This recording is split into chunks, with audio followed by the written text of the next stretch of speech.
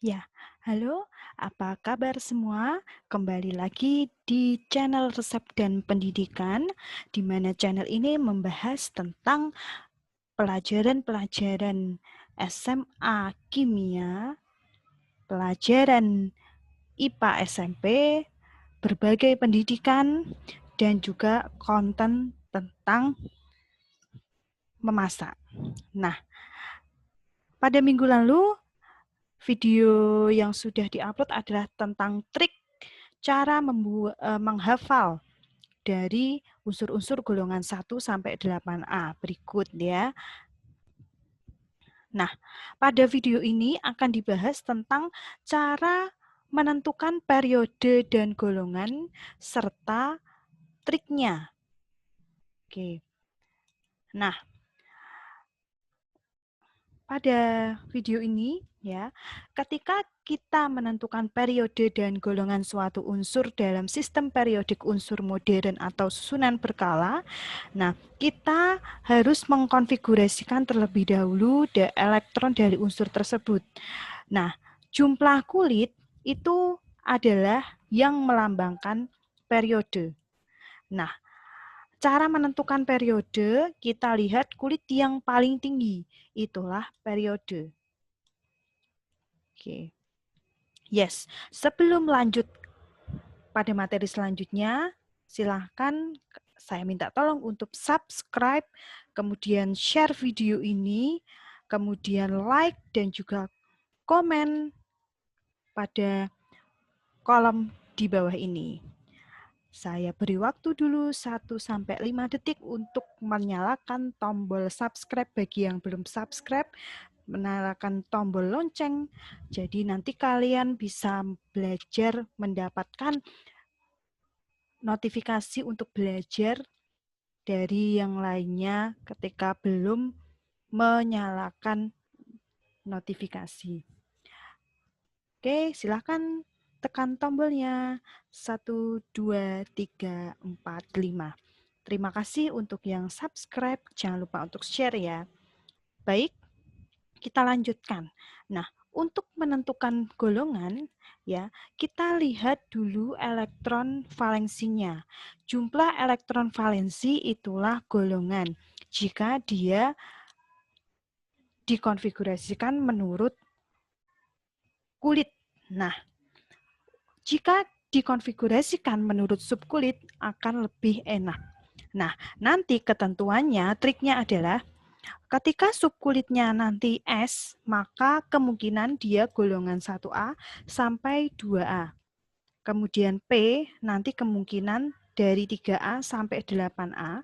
Kemudian jika dia terakhirnya itu subkulit D, maka kemungkinan dia golongan 3B sampai 2B.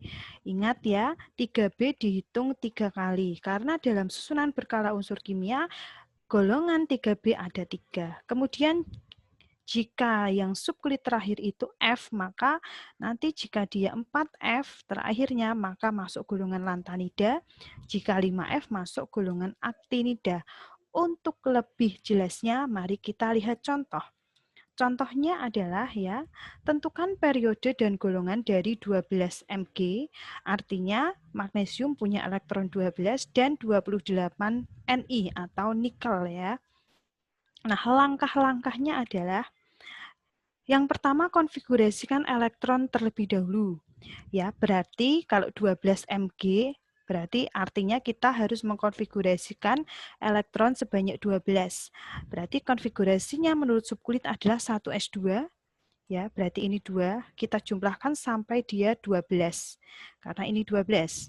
Kemudian ini 2, ya, 2s2, 2p6, dan 3s2. Nah, ini kita jumlah 2 tambah 2 tambah 6 berarti kan 10 tambah 2 berarti sudah 12. Berarti ini konfigurasinya sudah betul. Bagaimana untuk konfigurasi ini? Ini sudah pernah kita bahas dan sudah 2 kali dibahas. Di video sebelumnya kita sudah pernah membahas. Silakan kalian bisa klik channel Resep dan Pendidikan, kemudian kalian cari yang judulnya Kupas Tuntas Konfigurasi Elektron. Nanti akan tahu mengapa bisa seperti ini bagi yang belum tahu. Baik, selanjutnya ketika sudah kita konfigurasikan seperti ini, nah, lihat kulit terbesar, angka atau angka depan yang besar, itulah periode. Nah, kita lihat sekarang. Yang dilihat bukan ini ya, tapi yang dilihat ini. Nah, ini angka depannya 1, ini angka depannya 2, ini angka depannya 2, dan ini angka depannya 3.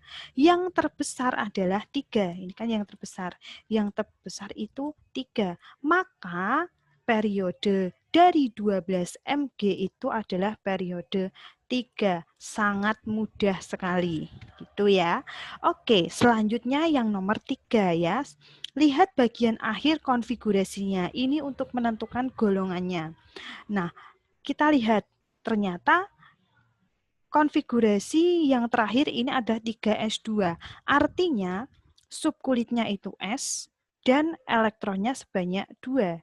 Ya, subkulitnya S dan dia elektronnya itu sebanyak 2. Nah, kita lihat ya ini ya. Nah, S sama 2. Nah, S ya, kita lihat pada tabel ketentuan ini ya, bahwa S kemungkinan dia 1A atau 2A golongannya. Triknya adalah kalian menggunakan jari kalian, dan ini gampang banget. Karena ini 2 ya, elektronnya 2, maka kita gunakan 2 jari kita. Contohnya ini. Nah, misalnya ini jarinya nggak harus ini. Boleh jempol sama telunjuk atau apa aja. Yang penting jumlahnya 2. Terus kita lihat OS. Ternyata dia 1A sampai 2A. Kemudian kita hitung. Kita hitung sebanyak elektronnya ini 2. Berarti kita hitung dari sini ya, 1A ya. Ini berarti ya berarti kan 2. 1A, ini untuk 1A. Terus habis itu ini 2A. Nah, gitu kan. Nah, berarti golongan dari 12 mg itu adalah golongan 2A. Gitu. Ya. Jadi ini tangannya 2 ya, jarinya 2. Nah, terus kita hitung. Kita hitung sesuai dengan urutan ini ya, urutan ini sebanyak 2 karena di sini 2. Berarti ini 1A untuk jari pertama, untuk jari kedua 2A. Yang terakhir 2A, berarti dia masuk golongan 2A. Simpulannya adalah 12 mg ini periodenya tadi periode 3 ya. Golongannya adalah apa tadi? 2A. Nah, oke, kita lihat sekarang, kita cocokkan. Nah, kita cocokkan. Oke, kita cari mg, 12 mg. Ternyata 12 mg ada di sini. Nah, ini ya, di sini. Nah, kita lihat. Nah, ini dia periode 3. Ya, periode 3, betul. Dan dia golongannya adalah golongan 2A. Ini 2A. Oke, gampang ya. Baik, lihat contoh yang kedua. 28 nikel. Kita konfigurasikan lagi. Ini jumlahnya 28, berarti kita konfigurasikan sampai jumlahnya 28.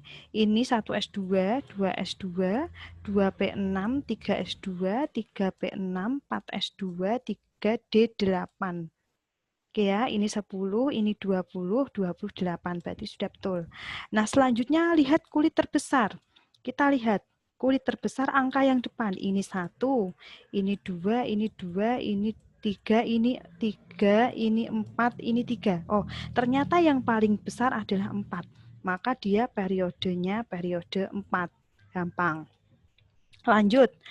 Kemudian kita menentukan golongannya. Untuk menentukan golongan, kita lihat yang paling akhir. Ternyata dia 3D8. Subkulitnya adalah D dan elektronnya adalah 8. Kita lihat. Nah, 38 ya, berarti ini kan D. Nah, kita lihat ketentuan ini, katakan D. Menghitungnya dari 3B sampai 2B, jangan lupa 8B-nya dihitung 3 kali. Nah, kita sekarang pakai trik menggunakan jari.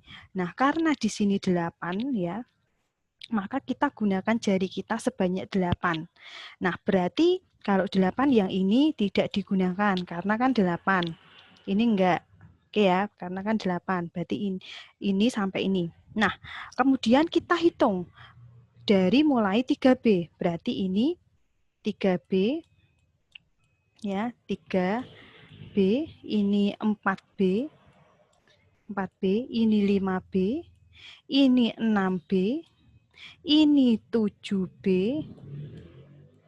ya, ini 8B, ya kan? Jangan lupa 8B dihitung 3 kali. Ini baru 1 kali, berarti ini selanjutnya 3B lagi, ya kan? Ini berarti selanjutnya 3B lagi. Nah, ini kan sudah 8, ini kan nggak dipakai. Ya kan 8 ini, karena ini 8. Gitu. Nah, sehingga yang terakhir ini apa? 8B, ya kan? 8B. Berarti dia simpulannya adalah NI, 28 NI tadi, dia periodenya 4, golongannya 8B. Oke, kita lihat sekarang NI ini, ya. NI ini golongannya 8B. Nah, ini kan 8B kan ini 3 kali kan? Ini, dan ini. Nah, ini kan. Nah, golongannya 8B, kemudian periodenya 4. Kita lihat ke sana. Nah, periodenya 4. Gampang ya? Oke. Silakan jika ada pertanyaan boleh dituliskan di kolom komentar. Baik. Selanjutnya kita akan bahas sifat keperiodikan unsur. Jadi sifat-sifat unsur dari atas ke bawah dalam satu golongan. Nah, ada 5 sifat yang kita bahas satu persatu. Nah, oke, ini adalah jari-jari ya. Jari-jari itu berarti misalkan ini atom ya, kemudian ini inti ya. Nah, jari-jari itu jarak dari inti ke kulit terluar. Nah, ini adalah jari-jari. Nah, jari-jari itu dalam satu golongan ya, dari atas ke bawah, jari-jari atom semakin besar. Ya, jari-jari atom semakin besar. Kita lihat dulu di sini. Nah, ini. Oke, nah ini.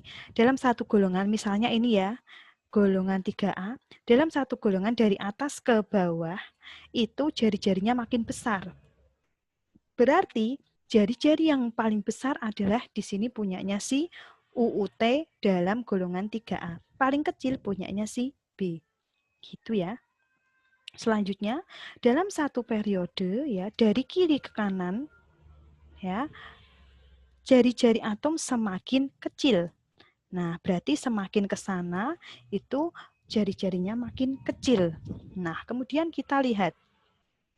Nah, ini jari-jari atom ya. Misalnya ini golongan 1A, yang paling besar adalah yang bawah. Nah, kemudian ini dalam satu golongan ya, satu periode, maaf, semakin ke kanan, semakin ini makin kecil, gitu ya. Selanjutnya adalah kita lihat energi ionisasi. Energi ionisasi itu besarnya energi yang diperlukan untuk melepas satu elektron dari suatu atom netral dalam wujud gas. Nah, dalam satu golongan dari atas ke bawah, energi ionisasi atau disingkat EI itu semakin kecil. Sedangkan dalam satu periode energi ionisasi semakin besar. Kita lihat. Nah, ini ya, kecenderungan energi ionisasi naik. Jadi dalam satu golongan ini yang paling besar adalah yang atas. Gitu. Oke ya. Next, kemudian afinitas elektron. Afinitas elektron adalah energi yang menyertai penambahan satu elektron pada satu atom netral dalam wujud gas membentuk ion yang bermuatan. Nah, ini dari atas ke bawah itu semakin kecil, dari kiri ke kanan semakin besar. Kita lihat. Nah, ini. Dari kiri ke kanan semakin besar. Ya, berarti misalkan ini. Nah, yang paling besar berarti yang punyanya si ini. Punyanya si Ne atau F gitu. Kemudian dalam satu golongan dari atas ke bawah itu semakin kecil atau yang paling atas yang paling besar. Berarti inilah yang paling besar gitu ya. Selanjutnya adalah keelektronegatifan. Keelektronegatifan itu merupakan suatu bilangan yang menggambarkan kecenderungan relatif suatu unsur yang menarik elektron ke pihaknya sendiri dalam suatu ikatan kimia. Nah, ini dari atas ke bawah semakin kecil, dari kiri ke kanan semakin besar. Nah, yang paling besar itu punyanya si F. Ini enggak ya, kecuali 8A. Jadi, yang paling besar itu punyanya si F. Ya, ya. Atom yang punya keelektronegatifan terbesar sedunia itu adalah F. Ya, F itu namanya apa? Jangan lupa, F itu fluor apa? Fluor. Fluor atau fluor? Coba tuliskan di kolom komentar. Ya, jangan salah. Oke. Kemudian tentang sifat logam dan logam itu sudah kita bahas di video sebelumnya. Baik, ini ada kata-kata no one nor anything can silence me. Nah, Dmitri Mendeleev ini yang menemukan atau mengemukakan orang yang mengemukakan sistem periodik, ya, ilmuwan kimia. Baik, alhamdulillah, terima kasih untuk video ini. Semoga video ini bermanfaat. Jangan lupa untuk share dan nyalakan tombol notifikasi bagi yang belum nyalakan. Dan jangan lupa subscribe bagi yang belum subscribe agar nanti ketika kalian UKK, kalian bisa melihat video pembelajaran ini lagi. Kemudian jika nanti banyak yang like ya, artinya banyak yang suka Bu Elsa atau saya menjelaskan materi melalui video. Berarti kalau jika banyak yang tidak suka atau banyak yang enggak like, berarti penjelasan melalui video itu tidak dipahami, tidak disukai. Berarti mungkin saja nanti bisa hanya diberikan PPT saja tanpa penjelasan. Terima kasih. Semoga bermanfaat. Sampai ketemu di video selanjutnya.